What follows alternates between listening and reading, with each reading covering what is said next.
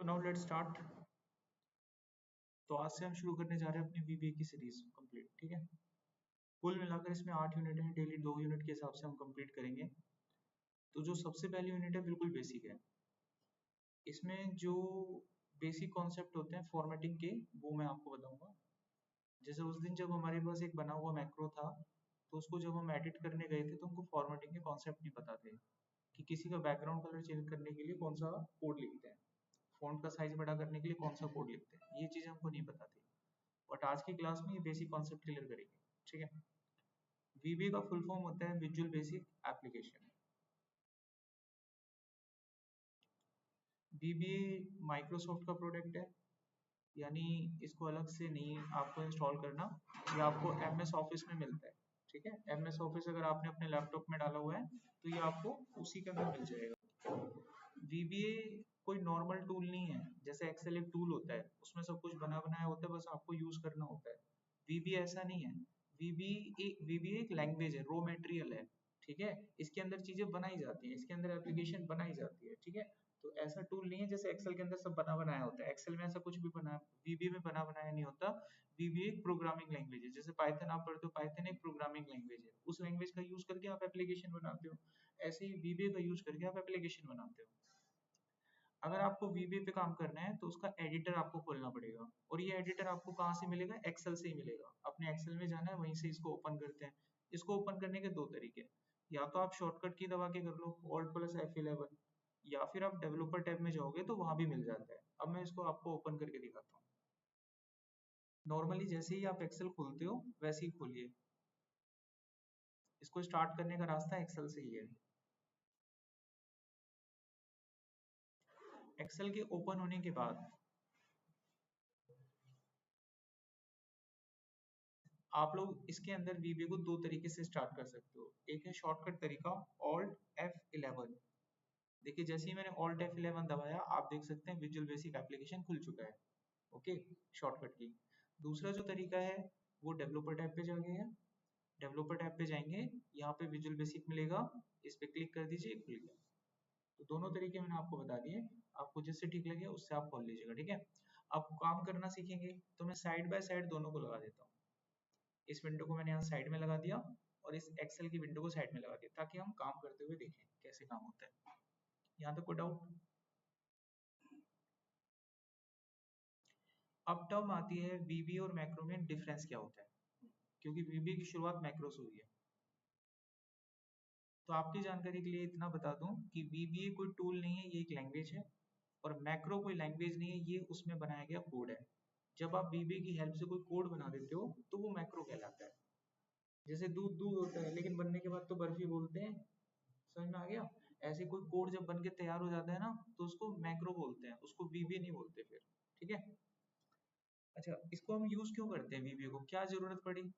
क्योंकि कोड तो automatic generate हो रहा था, एक्सेल ने ऑटोमेटिक जनरेट किया था सारा कोड, तो इसको नीड क्यों पड़ी पढ़ने की? इसको पढ़ने की नीड इसलिए पड़ी, कल को अगर हम किसी इंडस्ट्री में काम करेंगे तो वहां पे पहले से बने हुए मैक्रो होते हैं, हमको उन पे काम करना पड़ता है। कल को अगर उनमें कोई बग आ गया या उसमें कोई हमें बदलाव करना है तो हमको उस भाषा को सीखना पड़ेगा, क्योंकि उसमें बदलाव या उसमें एडिटिंग करने के लिए उसकी भाषा से लड़ना होगा आपको अंदर जाके। इसीलिए आप लोग VBA पढ़ रहे हो। आगे समझ में? कोड तो बना के देता है, इतनी टेंशन नहीं है, आपको कोडिंग सीखनी होगी, कैसे बन रहा है, क्या हो रहा है इसमें, ओके। इससे आपको क्या फायदा होगा? इससे आप मैक्रो को हैंडल कर पाएंगे, इससे आप मैक्रो को चेंज कर पाएंगे, एडिट कर पाएंगे। इससे आपको दो फायदे होंगे। मैक्रो से अगर कोई काम करते हो तो एक तो वो काम ऑटोमेट हो जाता है, दूसरा आपके काम को स्पीड मिलता है। समझ में आ गया? सो इसलिए इसका इंपॉर्टेंस है। कल को जब मैं पढ़ाऊं तो आप में से हो सकता है कोई बच्चे सवाल करे, सर काला रंग तो मैं एक्सेल में भी करता हूँ, VBA क्यों पढ़ा रहे हो? ऐसा सवाल थोड़ी देर के बाद होगा, क्योंकि वही सारा काम जो एक्सेल में करते हैं वही हम यहाँ पे करेंगे, फॉर्मेटिंग वगैरह। तो मुद्दा क्या है, हमें कोडिंग सीखना है कि कोडिंग से कैसे करते हैं। अब हमारे पास नेक्स्ट टर्म आती है मॉड्यूल। मॉड्यूल क्या होता है? देखो, मॉड्यूल वो एरिया होता है जहां से कमांड चलती है। VBA की जितनी भी कमांड होंगी ये कहां से चलेंगी? मॉड्यूल से चलेंगी। आप लोगों ने देखा होगा ना, चंद्रयान 3 जब गया था उसमें जितने भी कैप्टन थे ना, जो एस्ट्रोनॉट्स थे, वो किस में बैठे थे? चंद्रयान 3 के 3 पार्ट होते थे, ठीक है। तो उसमें एक पार्ट था जिसको मॉड्यूल कहते थे, तो उस मॉड्यूल वाले पार्ट के अंदर वो तीनों एस्ट्रोनॉट बैठते थे, वहीं से कमांड देते थे पूरी, जो भी उनका एयरक्राफ्ट था, करेक्ट। तो मॉड्यूल से कमांड दी जाती है, तो हमें मॉड्यूल में जाना होगा। मॉड्यूल वो एरिया होता है जहां पर आप अपने कोड को लिखते हैं। वीबीए का जो कोड आप लिखेंगे कहाँ लिखेंगे? मॉड्यूल में लिखेंगे। थोड़ी देर पहले जब मैंने वीबीए को यहाँ पे ऑन किया था तो एक ब्लैक स्क्रीन आई थी, तो उसमें कोड लिखने की तो कोई जगह ही नहीं थी, कहाँ लिखेंगे? तो कोड लिखने के लिए मॉड्यूल में जाना होगा। अब सवाल ये खड़ा होता है कि मॉड्यूल मिलेगा कहाँ पे? जब आप वीबीए की विंडो को खोलते हो तो ऊपर एक मेन्यू आता है, उस मेन्यू में इंसर्ट नाम का एक मेन्यू होगा। उस इंसर्ट नाम के मेन्यू में जाएंगे तो वहां पर मॉड्यूल आपकी वेट कर रहा है, आपको सिर्फ वो बटन दबाना है, मॉड्यूल स्टार्ट हो जाएगा। अच्छा, अब हमें मॉड्यूल में जाके अपना जो कोड है वो लिखना होता है, करेक्ट? तो मैं आपको एक कोड लिख के समझा देता हूँ कैसे काम करना है। ये मेरे पास आ गया VBA। अब इसमें लिखने की जगह तो है नहीं, कोड कहाँ लिखते हैं? मॉड्यूल में लिखते हैं।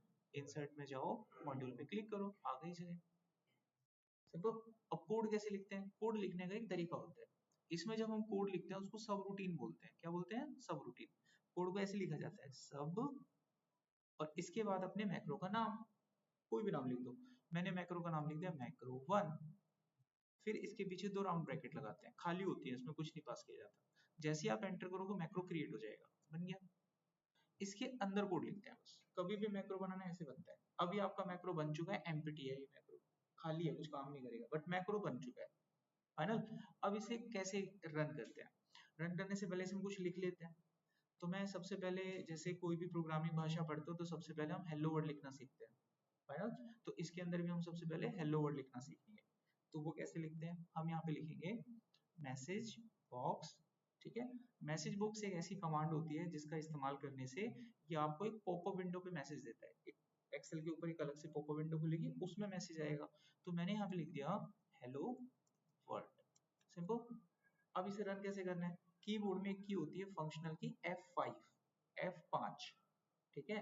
आप जैसे F5 दबाएंगे रन हो जाएगा। देखो आपका पहला मैक्रो रन हो चुका है, अलग से पॉपअप विंडो आई, उसमें मैसेज आ गया, सिंपल है, समझ में आ गया? तो पहला मैक्रो हमारा रन हो चुका है। ऐसे आप रन कर सकते हैं। अब इसमें अगली टर्म लेते हैं। मान लीजिए मेरे को एक और मैसेज प्रिंट करना है, तो मैंने लिख दिया मैसेज बॉक्स और यहाँ पे लिख दिया हाय हेलो, ठीक है। अब जब मैं रन करूंगा तो क्या होगा?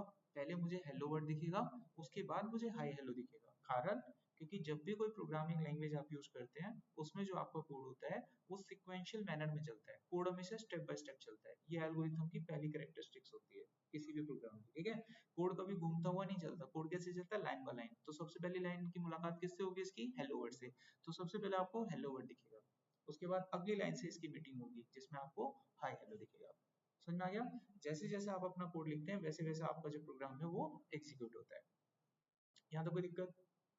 अच्छा, अब मान लीजिए इन दोनों में से मेरे को पहले वाले कोड को रन नहीं करना, I don't want to run this first line, ठीक है। तो मेरे सामने अब दो सिचुएशन है, या तो मैं इस लाइन को डिलीट कर दूं या फिर मैं इसको कमिट कर दूं। कमिट करने से जो भी आप लाइन लिखते हैं वो एग्जीक्यूट नहीं होती, ठीक है। कंपाइलर उसको रीड नहीं करता, वो उसको रफ मानता है, ठीक है, इनविजिबल हो जाती है वो लाइन। कमिट करने के VBA में दो तरीके होते हैं। आप किसी लाइन को कमिट करना चाहते हो उसके आगे REM लगा दो। अब ये जो लाइन है कमिट हो गई, ये रन नहीं होगी। देखो आपने रन किया, हाय हेलो दिखेगा, ऊपर वाली लाइन आपकी रन ही नहीं हुई, समझिए। अब सवाल खड़ा होता है कमिट यूज को करते हैं। कमिट को यूज किया जाता है प्रोग्राम को मोर रीडेबल बनाने के लिए, प्रोग्राम के अंदर डॉक्यूमेंटेशन लिखने के लिए। जैसे फॉर एग्जांपल मैं अपने प्रोग्राम में साथ के साथ नोट्स बनाना चाहता हूँ।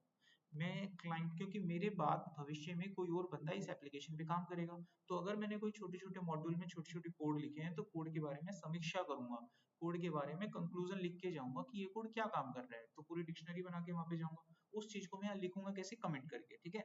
कमेंट करने का एक तरीका बताया मैंने रैम से, एक दूसरा तरीका होता है सिंगल कोट्स लगा दो, अब ये कमेंट हो गया।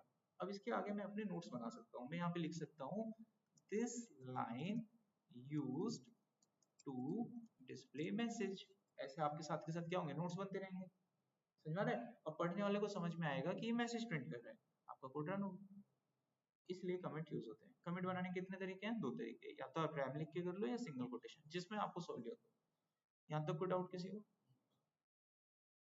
अभी मैंने आप लोगों को बताया कि किस तरीके से आप लोग कमेंट पे काम कर सकते हैं, मॉड्यूल क्या होते हैं और किस तरीके से आप इसे रन करते हैं। तीन चीजें हमने पढ़ी यहाँ पर।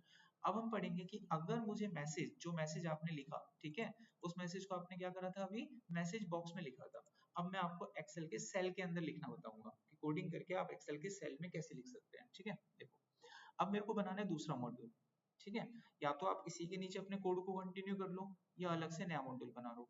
आप बताइए क्या करना चाहते हो, इसी में करूँ या अलग से नया मॉड्यूल बनाऊं? इसी में बनाऊं, चलो इसको मैंने करा कमेंट, ठीक है। अब मान लीजिए मेरे को किसी सेल में लिखना है, ठीक है। सेल में लिखने के लिए प्रॉपर्टी होती है सेल्स, ठीक है।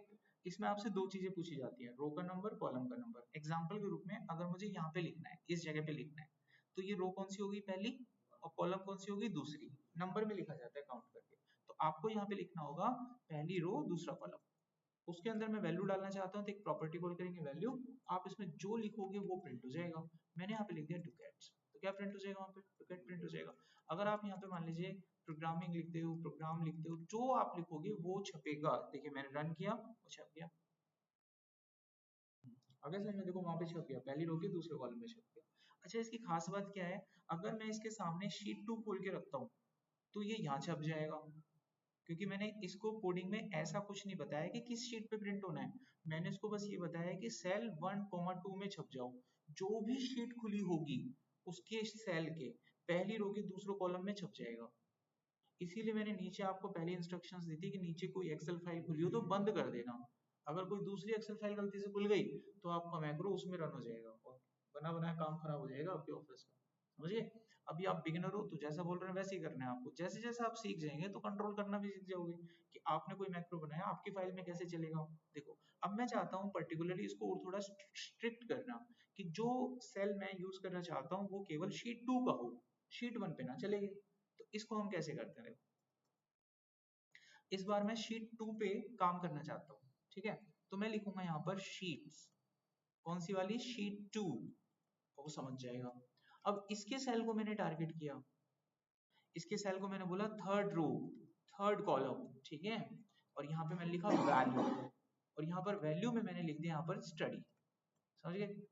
अब देखिए आपके सामने मैं शीट 1 को खोलता हूँ, ओके। जब मैं कोड रन करूंगा तो यहाँ कुछ नहीं होगा। देखो मैंने रन किया, इस बटन से भी रन होता है, F5 भी दबा सकते हैं, यहाँ से भी रन कर सकते हैं, F5 का ही होता है, ठीक है। तो मैंने जब क्लिक किया तो यहाँ कुछ नहीं हुआ ना, क्योंकि काम शीट 2 पे हुआ है। आप जाके देखेंगे शीट 2 पे हो चुका होगा काम। तो शीट 2 पहुंचते हैं, थर्ड रो के थर्ड कॉलम स्टडी लिखा जा चुका है। अभी कंट्रोल समझ में आ गया, सेल पे कैसे लिखना है और शीट को कैसे कंट्रोल करना है, आप आराम से ये काम कर सकते हैं, ठीक है।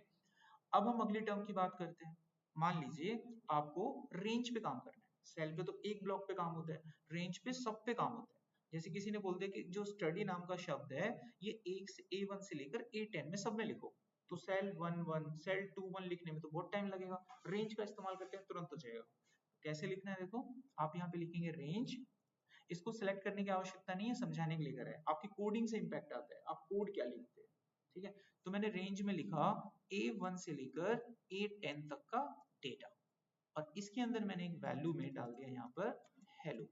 तो A1 से A10 तक ये सभी जगह पर हेलो को छाप देगा। रन करते हैं कोड को। अब देखो मैंने यहाँ शीट मेंशन नहीं किया है, अब इस चीज के लिए आप अंडरस्टूड हो, आप इस चीज को समझते हो। अगर आप किसी पर्टिकुलर शीट पे चलाना चाहते हो तो आगे शीट्स का मेंशन कर दोगे।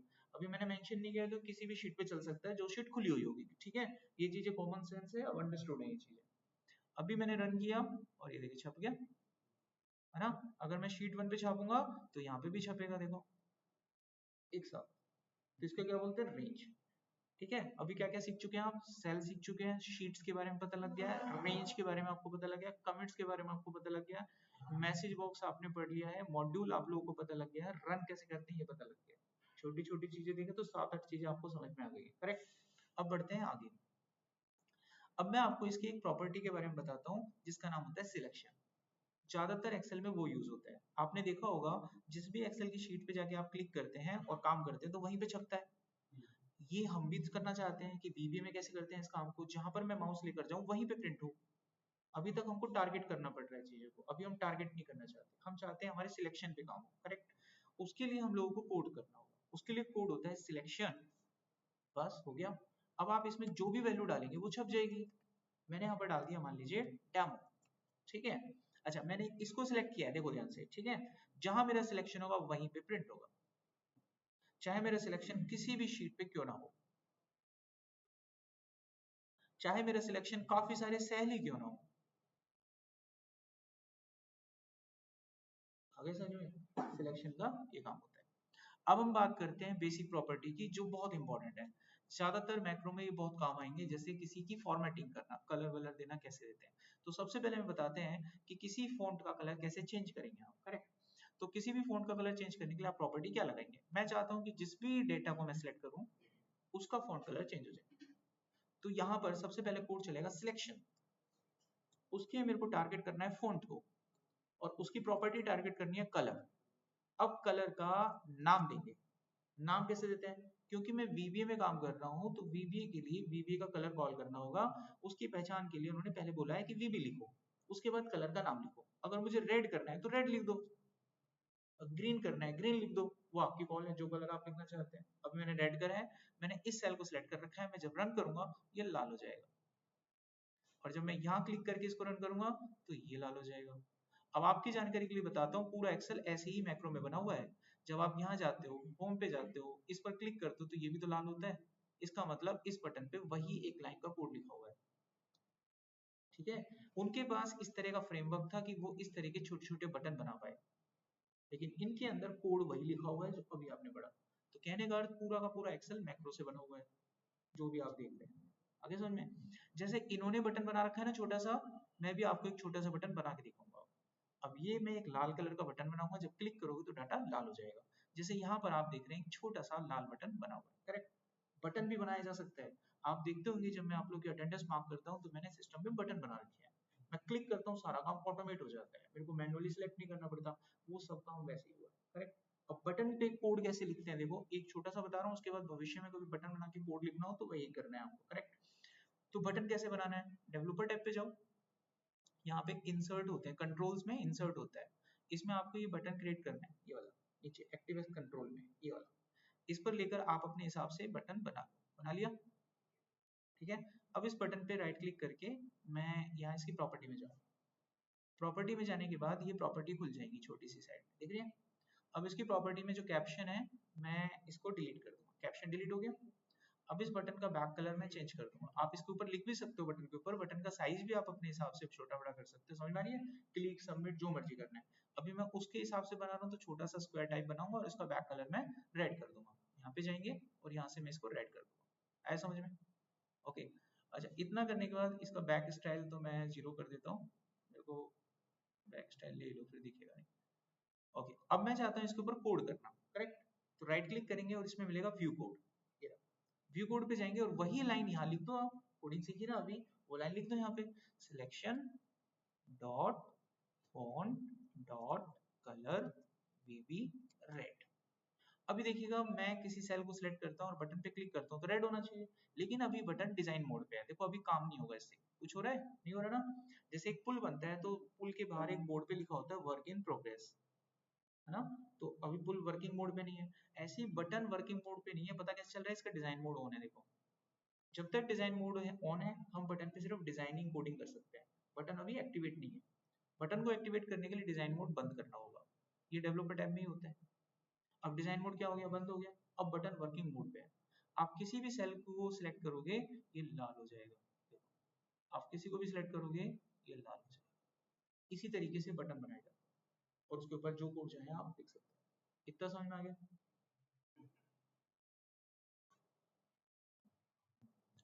अब आते हैं अपने नेक्स्ट पॉइंट पे। अभी हमने फॉन्ट कलर प्रॉपर्टी देखी, अब मान लीजिए मेरे को पुराने वाले अपने, ये तो बटन का कोड खुला हुआ है, मेरे को अपने वाले कोड पे वापस जाना है, वो गायब हो गया है, कैसे खोलते हैं उसको देखिए।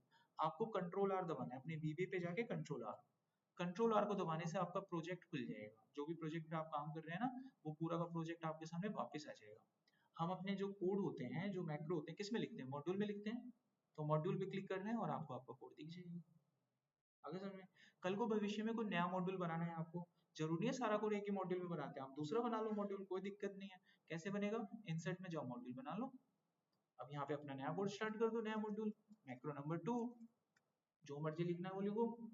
अगर आपको कभी पुराने मॉड्यूल पे जाना है कंट्रोल आर, ये रहा आपका पहला मॉड्यूल और ये रहा आपका दूसरा मॉड्यूल, जिस मॉड्यूल में होंगे वो मॉड्यूल रन होगा, सिंपल, ठीक है। अच्छा अब हम अपने अगले पॉइंट पर पहुंचते हैं, मैंने कलर फॉन्ट बता दिया आपको, अब फॉन्ट का साइज कैसे चेंज करते हैं, उसके लिए प्रॉपर्टी होती है selection dot font dot size, जितना साइज आप डालोगे उतना साइज हो जाएगा। अगर मैं इसको सिलेक्ट करूं और ये क्लिक करूं तो साइज देखो बढ़ गया। ठीक है, साइज आपके हाथ में कंट्रोल है, जितना मर्जी साइज चाहिए आप दे सकते हैं, करेक्ट। अच्छा, मैं चाहता हूँ फॉन्ट को बोल्ड करना, selection dot font dot bold, इसको ट्रू कर देंगे। अभी देखिए मैंने इसी को सिलेक्ट कर रखा है तो ये बोल्ड हो जाएगा, हो गया बोल्ड। मैं जिसको सिलेक्ट करूंगा बोल्ड हो जाएगा, ऑब्वियसली सी बात है। मैं क्लिक करूंगा तो अब ये दोनों प्रॉपर्टी एक साथ रन होगी, बड़ा भी होगा बोल्ड भी होगा। आपको जो प्रॉपर्टी रन नहीं करनी उसको कमिट कर दो, अगर आप कमिट नहीं करोगे तो सारा कोड एक साथ चलेगा।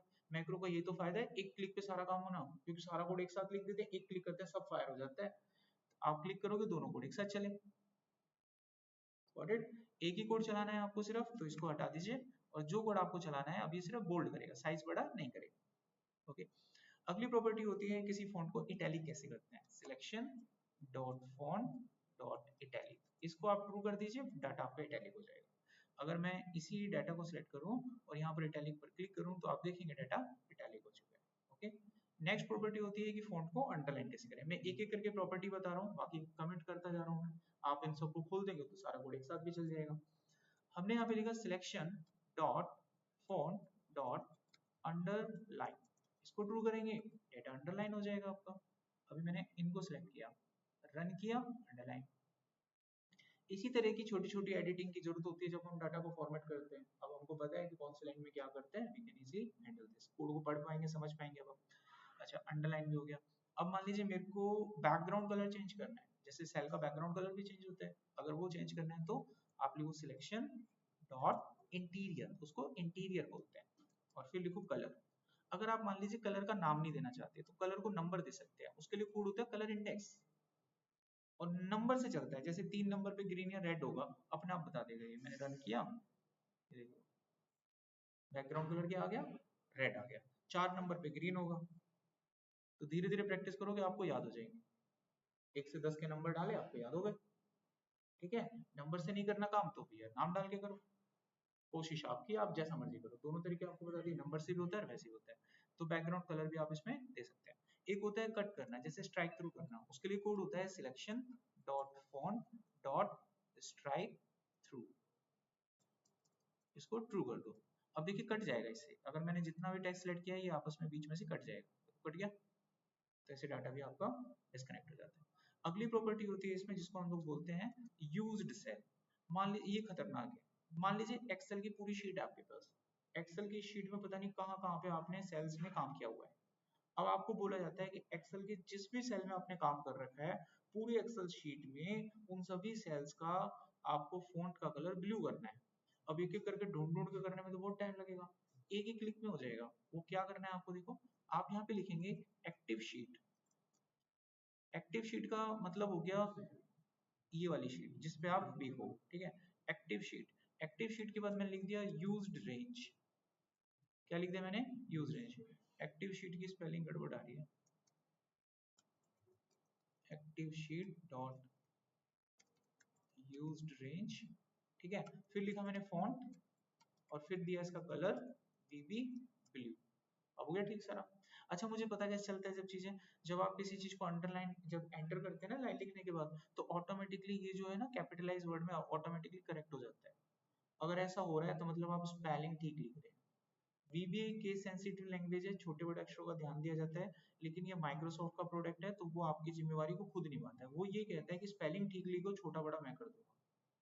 मैं सारे अक्षर छोटे लिख रहा हूँ लेकिन ये ऑटोमेटिकली बड़ा कर देता है। लेकिन इंटरव्यू में कोई पूछे आपसे केस सेंसिटिव है तो बिल्कुल है जी, आपको कोई लिखने के लिए बोलेगा कमांड तो आपको एक्टिव शीट का ए बड़ा बनाना है, एस बड़ा बनाना है, समझ आ रही बात। लेकिन जब आप इस पे कोडिंग करते हैं तो ये ऑटोमेटिक कर देता है, आपको ज्यादा दिमाग नहीं लगाना होता। ठीक है, बस स्पेलिंग आपकी ठीक होनी चाहिए।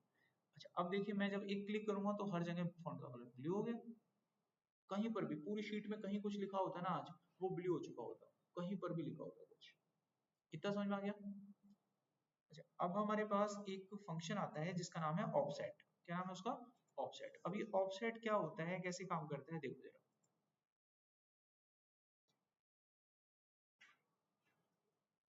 देखो ऑफसेट का मतलब होता है, जैसे मान लो मैंने ये सेल सिलेक्ट किया हुआ है, लेकिन मैं चाहता हूँ कि काम इसके नीचे हो, सिलेक्ट मैं ये करूँ लेकिन काम इसके यहाँ हो, इसको बोलते हैं ऑफसेट, फाइनल।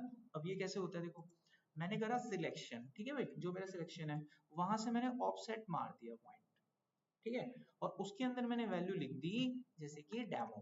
ठीक है, अच्छा, बाय डिफॉल्ट अगर मैं ऑफसेट में कुछ नहीं डालता तो वो उसको मानता है 0 0। क्या मानता है? 0 0 का मतलब क्या होता है? जो भी मेरी पोजीशन है वहां से 0 रो आगे जाना है, 0 कॉलम आगे जाना है, तो मतलब करंट करंट हो गया लोकेशन, तो यहीं पे छप जाएगा। आया समझ में? लेकिन मैं क्या चाहता हूँ, जो भी मेरा सिलेक्शन है उससे एक कदम नीचे जाना है, यानी रो की वैल्यू बढ़ानी है एक कदम, कॉलम में जाना ही नहीं है, तो जो भी मेरा सिलेक्शन होगा उसके नीचे छपेगा। कुछ मर्जी सिलेक्ट करो, कहीं पर भी छपेगा उसके नीचे। आया समझ? अब मैं चाहता हूं जो मेरा सिलेक्शन है उससे 2 कदम नीचे चले, तो भैया 2 लिख दो, जो सिलेक्शन होगा 2 कदम भागेगा। अब मैं चाहता हूं जो भी मेरा सिलेक्शन है एक कदम नीचे और एक कदम राइट, तो 1 1 लिख दो। आई समझ में बात? तो इसको हम क्या बोलते हैं? ऑफसेट बोलते हैं।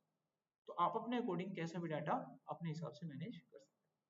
ठीक है, अभी जो भी कुछ हमने पढ़ा स्लाइड में देख लेते हैं, क्या ये कवर हो गया? कमेंट्स मैंने बता दिए, सेल्स पे काम करना बता दिया, रेंज पे काम करना बता दिया, selection, font colour, font size, italic, bold, underline, font का नाम कैसे बदलते हैं ये देख लीजिए।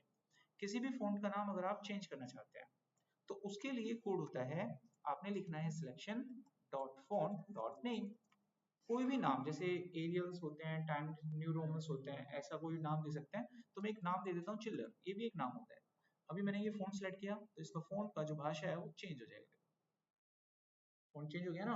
आप ऐसे कोई भी फॉन्ट दे सकते हैं। अब इसका साइज थोड़ा सा मैं चाहता हूँ यार बड़ा हो जाए, क्योंकि छोटे में शायद दिख नहीं रहा होगा आपको, ये मैंने बड़ा कर दिया तो डेमो लाइक दिस, फॉन्ट आपका चेंज हो गया। फॉन्ट नेम हो गया आपका, फॉन्ट स्ट्राइक थ्रू हो गया, एक्टिव शीट यूजेज मैंने आपको बता दिया, ऑफसेट फंक्शन मैंने आपको बता दिया, बैकग्राउंड कलर चेंज करना मैंने आपको बता दिया। तो सफलतापूर्वक आपकी डाउट यहाँ तक खत्म? पहला चैप्टर को दिक्कत आई? सिंपल है बिल्कुल है। अपना रिकॉर्डिंग मिलेगा देख लेना। अब 5 मिनट का ब्रेक ले लो और उसके बाद दूसरी यूनिट स्टार्ट करूंगा। पानी वानी पीने जाना है, जैसा मर्जी आपको करना है। अभी 10:37 हो रहे हैं, 10:42 पे मैं दोबारा कंटिन्यू करूंगा। ठीक है, आप भी रेस्ट करो, मैं भी करता हूँ। ऑनलाइन क्लास में जो बच्चे हैं वो भी रेस्ट करो। तो अब हमारी यूनिट नंबर 2 स्टार्ट होती है। मैंने एक अलग से एक्सेल फाइल यहाँ पर ले लिया और मॉड्यूल यहाँ ऑन कर लिया, करेक्ट? तो इसमें हम क्या पढ़ेंगे? इसमें मैं आपको डेटा टाइप पढ़ाऊंगा। अब हम डेटा पे काम करना सीखेंगे। ठीक है, एक्सेल का कोई डेटा इधर उधर आता है तो कैसे कोडिंग कोडिंग करते हैं। तो डेटा टाइप एक्चुअली क्या होता है? डेटा टाइप हमको बताता है कि type of data and size of data. Data type क्या बताता है? Which type of data you are using and how much size it will take inside memory. दो चीजों का पता चलता है डेटा टाइप से। अगर आपके दिमाग में डेटा की पहचान नहीं है तो काम नहीं कर सकते, फाइनल। और ये बचपन से ही हमारे ब्रेन में, हमारे खून में आ जाता है, पढ़ाई की जरूरत नहीं होती इसके लिए।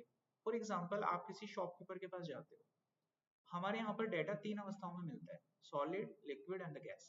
डेटा तो यही होता है। कितनी अवस्थाएं होती हैं इसकी? 3 अवस्थाएं होती हैं, सॉलिड, लिक्विड एंड गैस।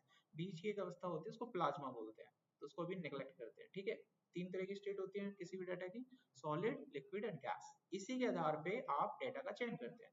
अगर एज अ कस्टमर आप किसी शॉपकीपर के पास गए और शॉपकीपर को पास जाने के बाद बोलते हैं कि पूजा का तेल चाहिए जो पूजा में डलता है, जोत जलाते हैं, तिल्ली का तेल बोलते हैं उसको, है ना? आप जाके उससे कहते हैं कि मुझे वो दे दो आप, 50 रुपए का या 20 रुपए का, कनस्तर में से वो निकालता है और वो आपको देता है।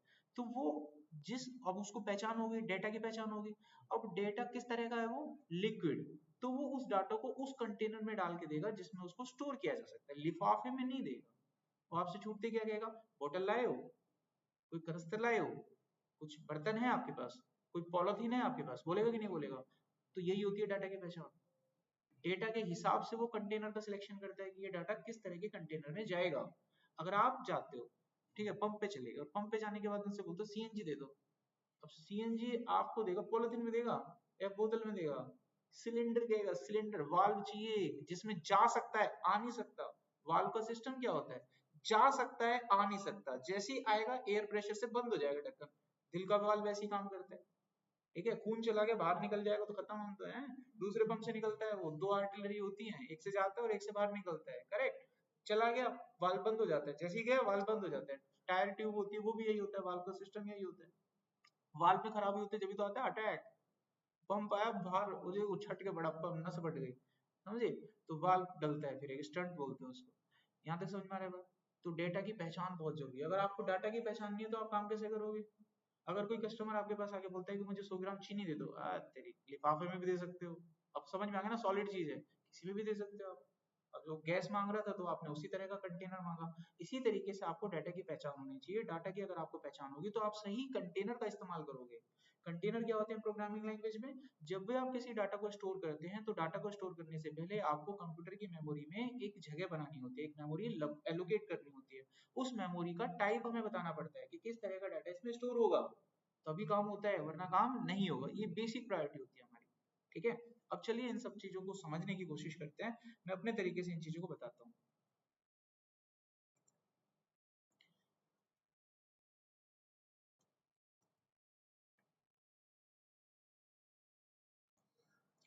एक छोटा सा डायग्राम बताऊंगा, उसी में सारे डाटा टाइप आपके कंप्लीट हो जाएंगे, तो थोड़ा ध्यान से देखना आप लोग। एक तो इसमें लिखने का दिक्कत है। एक तरफ एक्सेल है, एक्सेल आप सभी जानते हैं, ठीक है। और एक तरफ आ जाए आपके पास वीबीए। डेटा दोनों में होते हैं, ठीक है।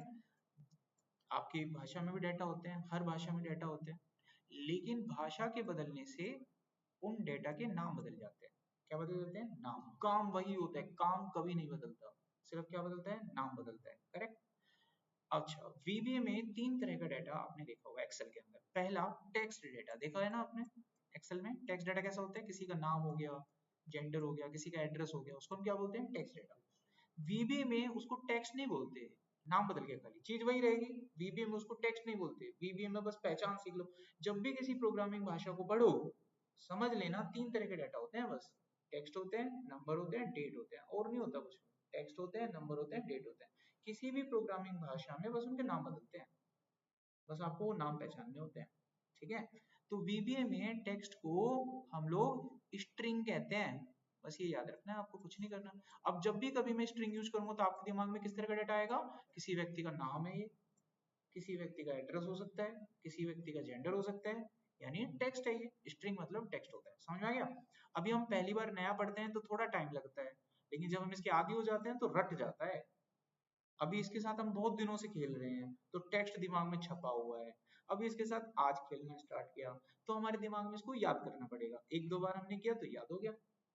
अब सोचो केस ही सॉल्व हो गया ना। टेक्स्ट को ही तो स्ट्रिंग कहते हैं, अब टेक्स्ट सबको पता है क्या होता है, ठीक है। अब आ जाइए एक्सेल में। एक्सेल में न्यूमेरिक डाटा जो होता है ना, एक्सेल में नंबर्स जो होते हैं, न्यूमेरिक डाटा जो होता है वो वीबीए में जो न्यूमेरिक डाटा होता है उनके नाम अलग अलग होते हैं। कैसे कैसे अब समझिए। एक्सेल में और वीबीए में न्यूमेरिक डाटा कैसे यूज होता है? एक्सेल में न्यूमेरिक डाटा दो तरह का होता है। एक आपने पढ़ा होगा एक्सेल के अंदर होल नंबर, पढ़ाया था मैंने, ठीक है। होल नंबर, होल नंबर में कैसे नंबर होते हैं? जिसमें पॉइंट नहीं होता, याद आ गया। वीबीए में भी होता है ये। वीबीए में इसको होल नंबर नहीं बोलते, वीबीए में इसको बोलते हैं इंटीजर। पूरा लिखना है इंटीजर, समझ में आ गया? क्या बोलते हैं इसको? इंटीजर। या फिर हम इसको बोलते हैं लॉन्ग, दोनों नाम होते हैं इसके, इंटीजर कह लो या फिर लॉन्ग कह लो। होता होल नंबर ही है, लेकिन बीबीए में किस नाम से बोलेंगे इसको आगे से? इंटीजर या लॉन्ग। कल को मैं कहता हूँ एज स्टोर करनी है तो डाटा कौन सा हो गया? इंटीजर, है ना। और एक्सेल में एज स्टोर करनी है तो डाटा कौन सा बोलते हैं आप? Whole number. Got it? BBA में क्या बोलेंगे? इंटीजर। ओके। अच्छा, एक नंबर आपने देखा होगा एक्सेल के अंदर डेसिमल होता है, जिसमें पॉइंट की वैल्यू आती है ना। डाटा वैलिडेशन में हमने डेसिमल वगैरह पढ़ा था। अच्छा, वीबीए में इसको डेसिमल नहीं बोलते, वीबीए में इसको बोलते हैं सिंगल। क्या बोलेंगे? सिंगल। या फिर क्या बोलेंगे? डबल। दो होते हैं, सिंगल बोल लो या फिर डबल बोल लो, कुछ भी बोल लो आप, सिंगल कह लो या फिर डबल कह लो। बात समझ में आ गई? तो टेक्स्ट को क्या बोलते हैं? होल नंबर को क्या बोलते हैं? या फिर लॉन्ग। और डेसिमल को क्या कहते हैं? सिंगल या डबल। चीज वही है, नाम बदलेंगे, खाली नामों पे फोकस करना है। अच्छा, यहाँ पर डेट नाम का एक डाटा टाइप होता था, डेट, जिसमें डेट ऑफ बर्थ वगैरह डालते थे, है ना। तो वीबीए में इसमें कोई बदलाव नहीं हुआ, वीबीए में भी इसको डेट ही कहते हैं। तो बस आपको अगर ये चार्ट समझ में आ गया, डेटा टाइप याद हो गए, बस ये खेलना हमको। समझ में आ गया पूरा पैटर्न, इसको याद रखना। अब हम चलते हैं अपने कोडिंग पे। अब मैं स्टेप स्टेप आपको समझाता हूँ। सबसे पहले मैं आपको टेक्स्ट पे काम करना सिखाता हूँ, ठीक है। मान लीजिए एक्सेल के इस वाले ब्लॉक में हमने किसी व्यक्ति का नाम लिखा हुआ है। अब कोई आपको बोले कोडिंग करके इसके नाम के आगे मिस्टर लगाओ। क्या लगाना है इसके नाम के आगे? मिस्टर लगाना है। तो ये काम कैसे होगा? हमने बनाया अपना मैक्रो। सबसे पहले ये नाम अपने वीबी में लेकर आ जाओ एक बार। जैसे एक गाड़ी है, गाड़ी पे काम करना है तो गाड़ी को हम अपने गराज में ले आएंगे, अपने ठिकाने पे ले आएंगे। अपने ठिकाने पे लाने के बाद चोट वोट मार के ठीक कर देंगे। पुलिस वाले बाहर नहीं करते मैटर सॉल्व, कहते थाने आ जाओ, तुम्हारी गई, वो अपने तरीके से सॉल्व कर देंगे। मैं तो समझे बात, बात नहीं करते। तो इसको अगर सॉल्व करना तो क्या करो, इसको अपने अंडर ले आओ, अपने वीबी में ले आओ एक बार। ठीक है, इसको वीबी में कैसे लाएंगे? वीबी में इसको लाने के लिए एक जगह बनानी पड़ेगी, मेमोरी बनानी पड़ेगी। अब मेमोरी एलोकेट करूंगा मैं सिस्टम में, देखो मेमोरी एलोकेट करनी पड़ेगी, जब ही आएगा ये, वरना आएगा नहीं। जगह तो बनानी पड़ेगी ना, कोई सिस्टम देना पड़ेगा। तो मैं इसको मेमोरी एलोकेट करता हूँ, मैं लिखूंगा डिम। आपको डिम क्या? डिम का मतलब होता है डिक्लेयर इनसाइड मेमोरी। हम सिस्टम को क्या बोल रहे हैं? Declare inside memory. अब मैं मेमोरी को नाम दे देता हूँ। क्या नाम दे दिया? कुछ भी दे दो आप नाम, मैंने एक्स दे दिया। उसके बाद मैं टाइप बताऊंगा किस तरह का डाटा है ये, स्ट्रिंग। अभी बताया था ना, टेक्स्ट को स्ट्रिंग बोलते हैं। बस सिस्टम बन गया। जैसे ही आपने ये नाम लिखी, कंप्यूटर में बन गई मेमोरी, और उस मेमोरी का नाम है एक्स। और इसको ये बात पता है कि इसमें भविष्य में कोई चीज आएगी तो वो टेक्स्ट होगी। सिस्टम समझ गया ये बात। ठीक है, अब हम इसमें आराम से डाल देंगे वैल्यू। अभी थोड़ी देर पहले पहली वाली क्लास के सेशन में मैंने तुमको बताया था कि सेल की वैल्यू कैसे उठाते हैं। अब आराम से उठा सकते हो तुम इस वैल्यू को। याद आया कुछ? ये तभी तो काम आएगा, लिखने के लिए थोड़ी ना सिखाया था आपको, डेमो फैमो लिखना है। अब तुम सीख गए, इसकी वैल्यू ऐसे उठ के आएगी। अब ये तुरंत वैल्यू आके किस में चली गई? एक्स में। एक्स में क्या है? राजेश। अब हमें क्या करना है? इसके साथ मिस्टर जोड़ना है इसमें। तो कैसे जोड़ेंगे? एक्स लिखो, यहाँ लिखो मिस्टर, और ये फिर जोड़ दो। क्या बन गया एक्स में? अब मिस्टर राजेश। एक्स नाम की मेमोरी है जो, उसमें क्या बन गया?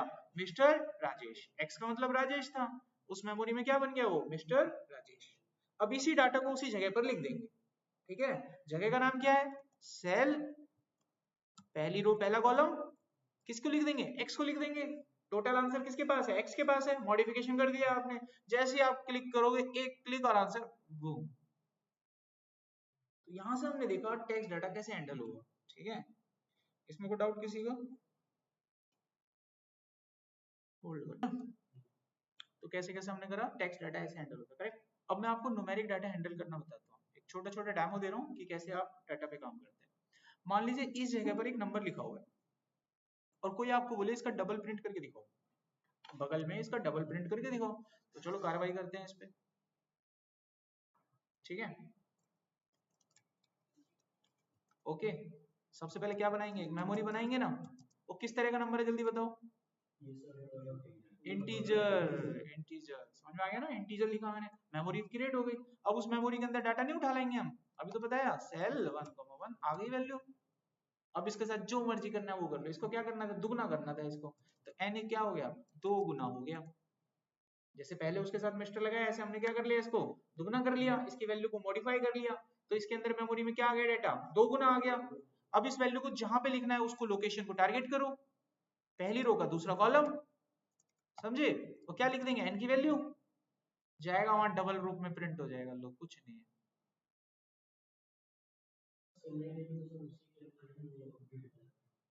लिखना पड़ेगा ना, जब तक हम नहीं लिखेंगे वो जाएगा नहीं कहीं पे भी। हमको मेमोरी में पहुंचाने के लिए मेमोरी को, सेल को लिखना पड़ेगा। जिस सेल में आप वैल्यू डालना चाहता हूँ उस सेल को आप कनेक्ट करना पड़ेगा। अब मैंने उस सेल से वैल्यू उठाई 1 1 से, और डाल कहाँ दी? 1 2 में। ऐसे 1 1 से उठा के मैंने एन में डाटा ले लिया। एन के साथ फिर हमने कबड्डी खेली, जो भी करना है वो करो। और उसके बाद एन में आपका मॉडिफिकेशन आ चुका है। उस वैल्यू को कहीं मर्जी डाल दो आप, सिर्फ एक बार वैल्यू ले आओ, फिर उसके साथ खेलो जो खेलना है, और उसको जहां भेजना है भेजो। यही तो होता है, गाड़ी को गैराज में लाओ, जो खेलना है खेलो, और बाद में वापस पहुंचा दो। बेसिक सा कॉन्सेप्ट है, कुछ रट्टा नहीं होता प्रोग्रामिंग में। अगर आप ये बेसिक कॉन्सेप्ट समझ गए तो काम हो जाता है। कोई भी प्रोग्रामिंग लैंग्वेज एक साइकिल पे काम करते हो, और उस साइकिल का नाम होता है आईपीओ। आई माने इनपुट, मैंने इनपुट दिया, डाटा ले लिया। पी माने प्रोसेस, ये मैंने प्रोसेस किया। ओ माने आउटपुट, ये मैंने आउटपुट दिया। जो बच्चा इस तरीके से समझ गया ना कॉन्सेप्ट, प्रोग्रामिंग कुछ नहीं है उसके लिए। देखो ध्यान से, मैंने वही प्रोसेस बोला गया है, इनपुट, एन में इनपुट ले लिया, और प्रोसेस, ये मैंने प्रोसेस चलाया जो करना है, और आउटपुट, ये आउटपुट। किसी भी प्रोग्राम में ये तीन चीज होती है हमेशा, इनपुट, प्रोसेस, आउटपुट। कभी प्रोग्राम बना उसको मैच कर लेना, अगर ये मैच हो रहा है सब कुछ ठीक चल रहा है आपका। समझ गए बात मेरा? अच्छा, इसमें क्या होता है ना, इंटीजर में ना एक दिक्कत है, इसकी ना एक लिमिट होती है। अगर मैं बड़ा नंबर लिख दूंगा ना, ये लेगा नहीं, इसकी लिमिट होती है इंटीजर की, ठीक है।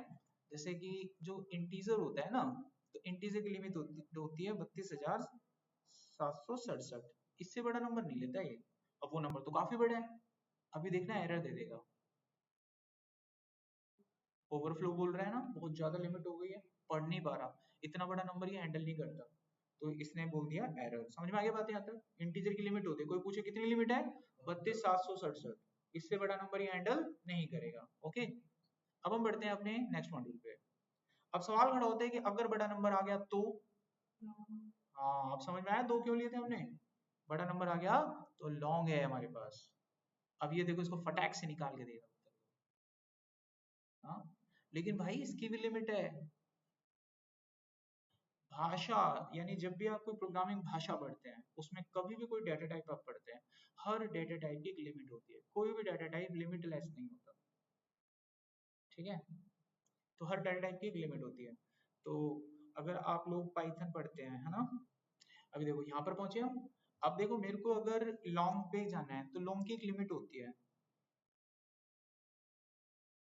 ये लिमिट होती है इसकी 214 करोड़ 74 लाख 83 हजार, यानी 2 अरब समथिंग लाइक, इतनी बड़ी लिमिट है। बड़ा बड़े प्यार से ले लेगा नंबर को ये, इतने बड़े नंबर को भी बड़े आराम से ले लेगा ये, मेरे ख्याल से ले लेना चाहिए, ट्राई करते हैं।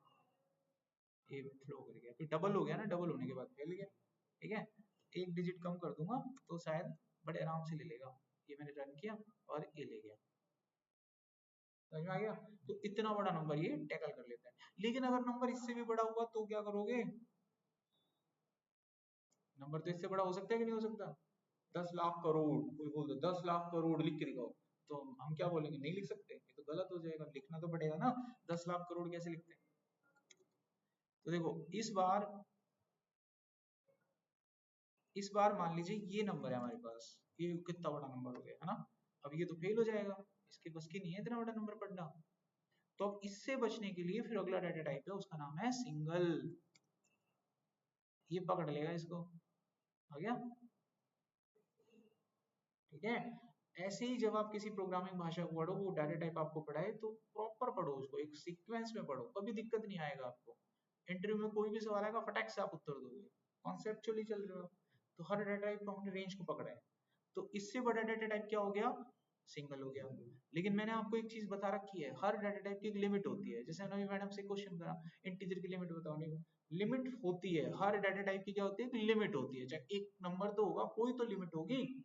अब मैं पाइथन में इनको करेक्ट कर दूं, पाइथन जब 1.6 से पहले जो वर्जन हुआ करता था, उसमें इंटीजर लॉन्ग वगैरह सब कुछ हुआ करते थे, उनकी लिमिट होती थी। लेकिन पाइथन जब 3.18 आया, तो वहां पर लिमिट को हटा दिया गया और पाइथन की लिमिट को इनफाइनाइट कर दिया गया इंटीजर की। तो इंटीजर में किसी भी कितना भी बड़ा नंबर आप डाल सकते हैं आज के डेट में पाइथन में। तो आपको रिप्लाई ये देना था, ठीक हो जाता। अच्छा, अभी देखो यहाँ पर हमने सिंगल पढ़ा, तो सिंगल की भी एक लिमिट होती है, सिंगल की लिमिट होती है 38 डिजिट्स की संख्या। अब देख लो कितनी बड़ी होती है ये कितने डिजिट की संख्या है, 21, इसीलिए तो आ गया +1 +21 का मतलब है 21 डिजिट। किसी नंबर के आगे ऐसे +21 +3 लिखा हो, इसका मतलब उतनी डिजिट की बात हो रही है, करेक्ट। तो 21 डिजिट की संख्या है, बड़े आराम से आ जाएगा।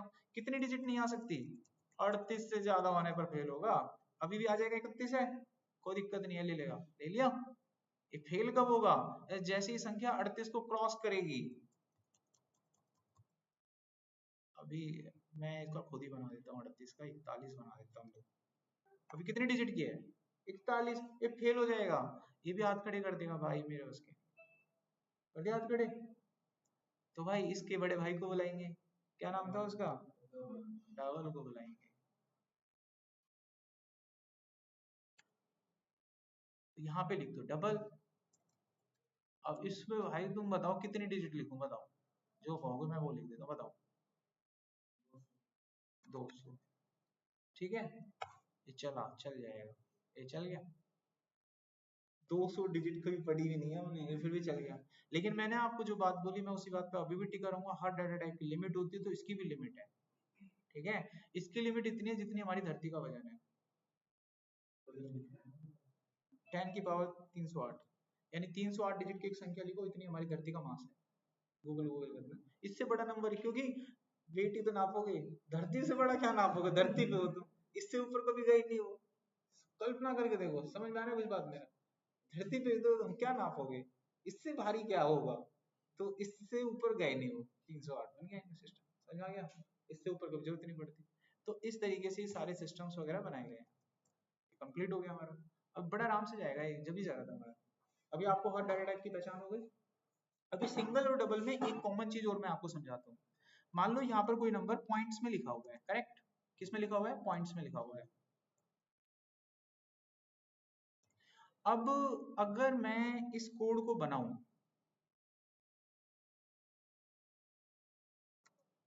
अब पॉइंट का नंबर है, मान लीजिए छोटा नंबर है, 4 पॉइंट है तो कुछ भी नहीं है, इंटीजर में आ जाएगा बड़े प्यार से। अगर मैंने यहाँ इंटीजर ले लिया, इंटीजर काम तो करेगा लेकिन इंटीजर पॉइंट की वैल्यू नहीं पढ़ता, तो ये इसका उत्तर 8 बताएगा। क्या बताएगा, 8। समझ लो क्यों बताएगा, क्योंकि पॉइंट का नंबर रीड ही नहीं करता, तो ये 4 को रीड कर लेगा और 8 बता देगा। तो पॉइंट के नंबर को रीड करने के लिए मैंने तुमको बोला सिंगल या डबल यूज करो।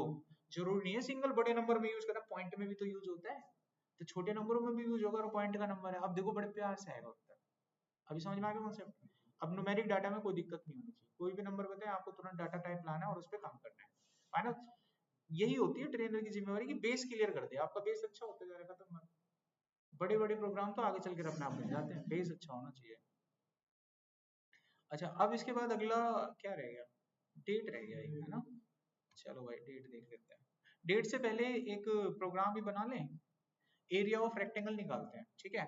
मान लो यहाँ पर रेक्टेंगल की मेरे पास दो साइड है, एक लेंथ है एक ब्रेड्थ है, ठीक है। लेंथ है 5 मीटर, ब्रेड्थ है 7 मीटर, मुझे इसका एरिया निकालना है, करेक्ट। तो मैं कोडिंग करके ये काम करना चाहता हूँ, तो हम जाएंगे और यहाँ पे अपना मॉड्यूल क्रिएट करेंगे। मैंने लिखा सब एरिया रेक्टेंगल, ऐसे करके एक मैक्रो बना दिया, करेक्ट। मेरे को सबसे पहले दो वेरिएबल लेने होंगे, एक लेंथ एक ब्रेड्थ, और एरिया निकालने के लिए एक वेरिएबल एरिया। सभी के सभी टाइप में इंटीजर में ले लेता हूँ क्योंकि कोई भी वैल्यू पॉइंट में नहीं है। लेंथ की वैल्यू रीड करेंगे, तो लेंथ की वैल्यू रीड करेंगे पहली रो का दूसरा कॉलम, ठीक है, पहली रो का दूसरा कॉलम। समझ में आ रही बात। अब मैं आपको एक तरीका और बताता हूँ, इससे भी आसान है, आपको रो कॉलम काउंट नहीं करनी पड़ेगी, सीधा लिखो B1, ए भी ठीक है, अब B1 में जाएगा उठा लेगा, ये बिल्कुल आसान हो गया ना, इजी हो गया। अच्छा, दूसरा, दूसरी ब्रेड्थ की वैल्यू कहाँ से उठाएंगे, B2 से, ए भी निपट गया। अब एरिया कैलकुलेट कर लेंगे, बचपन से पढ़ते आ रहे हैं, लंबाई गुना चौड़ाई। अब इसको कहाँ छापना है, B3 में छापना है, किसको, एरिया को। बचपन के छोटे वाले सवाल ही तो हैं, और है क्या है ना, मैं ये रन करो उत्तर आ गया, समझ गए। अब इसी के बेस पर आप लोगों को करने के लिए 3 एग्जांपल दे रहा हूँ, वो कर लेना। यहाँ देखिए हमको क्या करना है, वॉल्यूम का क्यूब निकालना है, जैसे मैंने एरिया ऑफ रेक्टेंगल निकाला, ऐसे आप निकाल लेना। सिंपल इंटरेस्ट कैलकुलेट करके देखना, ट्राइंगल का एरिया निकाल के देखना, ठीक है, इससे आपको डाटा टाइप वगैरह पे काम करना आ जाएगा। नेक्स्ट, डेट पे कैसे काम करते हैं। डेट नाम का जो डाटा टाइप होता है ना,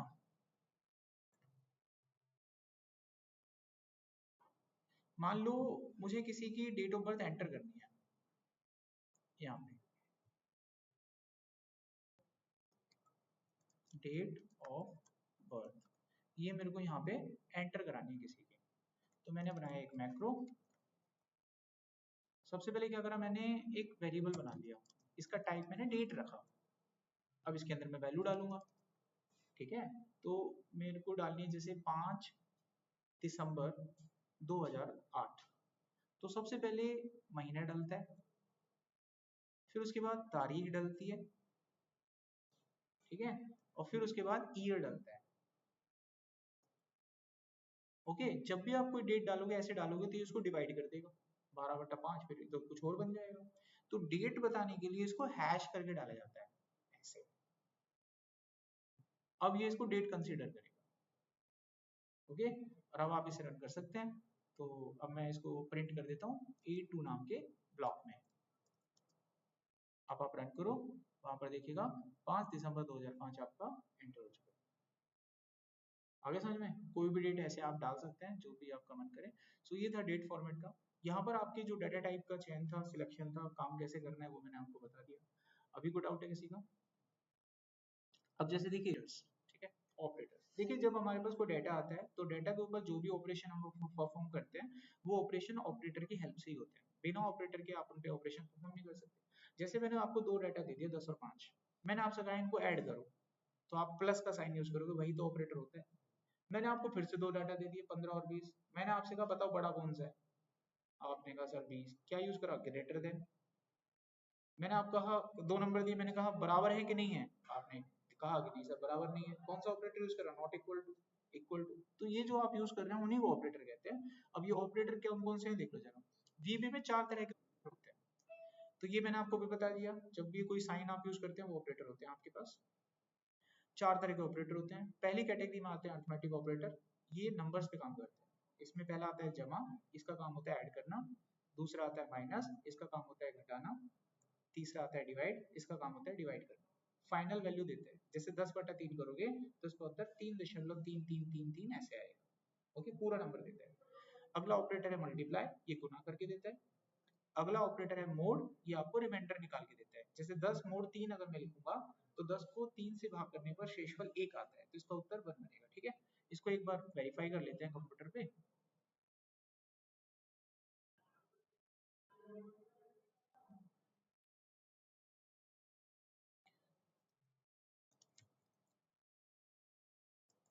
तो मैंने यहाँ पे लिखा लाइक A1 के अंदर, ठीक है, 10 - 2, समझ गए ना क्या आएगा, 12। बस वेरीफाई करते रहो, वही प्लस जो है जोड़ने का काम कर रहा है, जो मैंने बोला था वही देखना है आपको। ठीक है, अगला हमने लिखा 10 - 2, तो 8 आएगा, वेरीफाई हो गया। हाँ, माइनस करता है, माइनस मतलब घटाता है। अब 10 × 3 करूंगा तो ऑब्वियसली यार मल्टीप्लाई होगा, 30 आएगा उत्तर, ये भी सही हो गया। अब 10/3 करूंगा तो भाई डिवाइड होके आएगा उत्तर, वो भी सही हो गया हमारा। अब अगर मैं 10 mod 3 करूंगा तो रिमाइंडर आएगा, रिमाइंडर 1 आना चाहिए, वो भी हो गया। तो ये थे हमारे अरिथमेटिक ऑपरेटर्स। तो दिक्कत, अब आते हैं हमारे पास अगली कैटेगरी के ऑपरेटर, जिनको हम लोग बोलते हैं कंपैरिजन ऑपरेटर। कंपैरिजन ऑपरेटर हमेशा जब भी आप किसी दो डाटा को कंपेयर करते हैं तब यूज में आते हैं। ये आपको हमेशा दो डाटा कंपेयर करने के बाद उत्तर देंगे ट्रू या फॉल्स, या तो होंगे या तो नहीं होंगे। पहला आता है इक्वल टू, ये दो वैल्यू को बराबर चेक करता है, दोनों वैल्यू बराबर है कि नहीं, दोनों का मान चेक करता है बराबर है कि नहीं, इक्वालिटी देखता है। दूसरा होता है नॉट इक्वल टू, ये वाला साइन यूज होता है नॉट इक्वल टू में, ये देखता है कि बराबर नहीं है तो ट्रू देगा आपको, करेक्ट। इसको ग्रेटर देन बोलते हैं, ये ग्रेटर देन इक्वल टू का साइन होता है। ये लेस देन के लिए चेक किया जाता है, ये लेस देन इक्वल टू के लिए किया जाता है। सिस्टम पे देख लेते हैं, मैं यहाँ पर एक एक करके इक्वेशंस लिखूंगा, आप लोग वेरीफाई करना कि इनका क्या उत्तर बन सकता है। ठीक है,